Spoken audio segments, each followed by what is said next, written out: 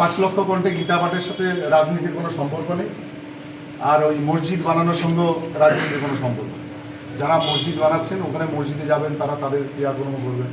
যাদের মন্দিরে দরকার হবে তারা যাবে। 5 লক্ষ কণ্ঠে গীতা পাঠ হচ্ছে, তারা তাদের মতো করবে। আমি তো এটাই বলার যে লোকে গীতা পাঠ করুক, যার যেটা ধর্ম আচার আছে তার সেটা করুক। আর একই সঙ্গে রাজনীতির ক্ষেত্রে টিএমসি যে দুর্নীতির পাহাড় এখানে তৈরি করেছে, এখানে জীবন কৃষ্ণ সাহা কালি ছালি কাদা মেঘে এখানকার মানুষকে এই বড়োয়ারকে যেভাবে কালিমা লিপ্ত করেছে, সেই কাদা সামনের দিনে আমরা ধুয়ে আমরা এখানে পরিষ্কার করে এখানে আমরা একটা সামনের দিনে যাতে স্বচ্ছ এখানে কেউ আমরা প্রতিনিধিত্ব করতে পারে সেই ক্ষেত্র আমরা এখানে তৈরি করছি।